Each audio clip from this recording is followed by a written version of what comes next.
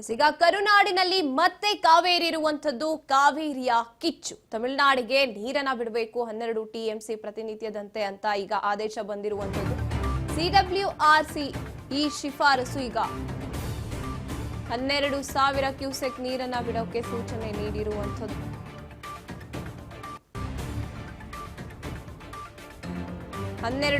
Cusec ನೀರನ್ನ ಬಿಡಬೇಕು ಅಂತ ಈಗ ಮತ್ತೊಮ್ಮೆ ಆದೇಶವನ್ನ ಸಿಡಬ್ಲ್ಯೂಆರ್ಸಿ ನೀಡಿರುವಂತದ್ದು. ಈಗ ಕಾವೇರಿ ಸಮಿತಿ ಶಿಫಾರಸನ್ನ ಸಿಡಬ್ಲ್ಯೂಎಂಎ ಕೂಡ ಎತ್ತಿ ಹಿಡಿದಿದೆ. ಈ ಬಾರಿನೂ ಅದೇ ರೀತಿ ಮೋಸ ಮಾಡಿದೆ. ಉರಿಯೋ ಬೆಂಕಿಗೆ ತುಪ್ಪ ಸುರಿದಿರುವಂತದ್ದು ಮತ್ತೊಮ್ಮೆ ಈ ಮ್ಯಾನೇಜ್ಮೆಂಟ್ ಅಥಾರಿಟಿ. ಎಷ್ಟೇ ಕಳೆದ ಬಾರಿಯೂ ಕೂಡ ಸಿಡಬ್ಲ್ಯೂಆರ್ಸಿ ಏನ್ ಹೇಳಿತ್ತೋ ಅದೇ ಆದೇಶದ ಮೇಲೆ ನಿಂತ್ಕೊಳ್ತು ಕಾವೇರಿ ವಾಟರ್ ಮ್ಯಾನೇಜ್ಮೆಂಟ್ ಅಥಾರಿಟಿ. ಈ ಸಲನಾದ್ರೂ ಕರ್ನಾಟಕದ ಪರವಾಗಿರುತ್ತಾ ನಿರ್ಧಾರ ಅಂತ ಅಂದಾಗ ಇಲ್ಲ, ಅಲ್ಲೂ ಮೋಸ ಆಗಿದೆ. ಇದು ಪ್ರತಿ ಬಾರಿ ಆಗ್ತಾ ಇರುವಂತಹ ದ್ರೋಹನೆ ಅಂತ ಹೇಳ್ಬೋದು.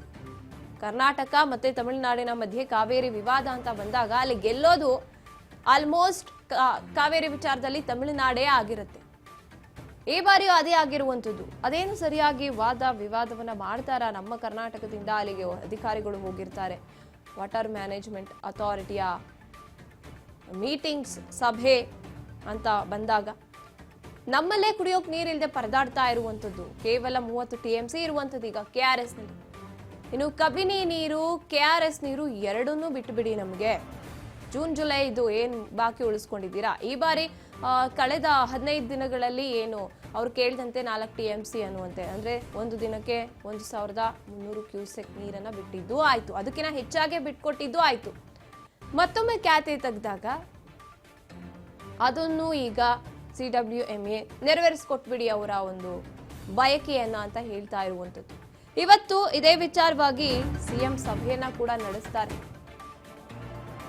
ಮಂಡ್ಯದಲ್ಲಿ ಕಾವೇರಿ ಕಿಚ್ಚು ತೀವ್ರಗೊಂಡಿದೆ. ಯಾವಾಗ ಈ ಬಾರಿಯೂ ಆದೇಶ ಬಂತು ಸಿಡಬ್ಲ್ಯೂಆರ್ಸಿ ಸಿಡಬ್ಲ್ಯೂಎಂಎ ಈಗ ಇಬ್ಬರ ವಿರುದ್ಧ ಆಕ್ರೋಶಗೊಳ್ತಿದ್ದಾರೆ. ದೊಡ್ಡ ಹೋರಾಟಕ್ಕೆ ಕಾವೇರಿ ಹಿತರಕ್ಷಣಾ ಸಮಿತಿ ಕರೆ ನೀಡಿರುವಂತದ್ದು. ಇವತ್ತಿನಿಂದ ಹೋರಾಟ ಮತ್ತಷ್ಟು ತೀವ್ರಗೊಳಿಸೋದಕ್ಕೆ ನಿರ್ಧಾರ ಮಾಡಿದ್ದಾರೆ. ಅನಿರ್ದಿಷ್ಟಾವಧಿ ಹೋರಾಟದ ಬಗ್ಗೆ ಇವತ್ತು ಸಭೆಯಲ್ಲಿ ನಿರ್ಧಾರ ಮಾಡ್ತಾರೆ ಹೋರಾಟಗಾರರು. ಕರ್ನಾಟಕ ಬಂದ್ಗೆ ಬೆಂಬಲ ಸೂಚಿಸಿರುವಂತದ್ದು ಹಿತರಕ್ಷಣಾ ಸಮಿತಿ ಕೂಡ. ನಗರದ ವಿಶ್ವೇಶ್ವರಯ್ಯ ಪ್ರತಿಮೆ ಮುಂದೆ ಧರಣಿ ಮಾಡುವುದಕ್ಕೆ ನಿರ್ಧಾರ ಮಾಡಿದ್ದಾರೆ. ಇಂದಿನ ರೈತರ ಹೋರಾಟಕ್ಕೆ ಎಲ್ಲಾ ಸಂಘಟನೆಗಳು ಬೆಂಬಲವನ್ನ ಸೂಚಿಸ್ತಾ ಇದ್ದಾರೆ. ಇನ್ನು ನಾಳೆಯೂ ವಾಟಾಳ್ ನಾಗರಾಜ್ ಅವರ ಸಮಿತಿ ಏನು ನಿರ್ಧಾರ ಮಾಡಿತ್ತು, 13ನೇ ತಾರೀಕು ನಾವು ಕರ್ನಾಟಕ ಬಂದ್ ಮಾಡ್ತೀವಿ ಅಂತ. ನೋಡೋಣ ಇವತ್ತು ಸಿಡಬ್ಲ್ಯೂಆರ್ಸಿ ಅಂದ್ರೆ ನಿನ್ನೆ ನಡೆಸಿದಂತ ಸಭೆ ಅಲ್ಲಿ ಏನ್ ನಿರ್ಧಾರ ಆಗುತ್ತೆ ಅದನ್ನ ನೋಡಿ ನಾವು ನಿರ್ಧಾರ ಮಾಡೋಣ, ಬಂದ್ ಇರುತ್ತಾ ಇಲ್ವಾ ಅಂತ ಕೂಡ ಒಂದ್ ರೀತಿಯಾಗಿ ಭರವಸೆ ಇಟ್ಕೊಂಡಿದ್ರು.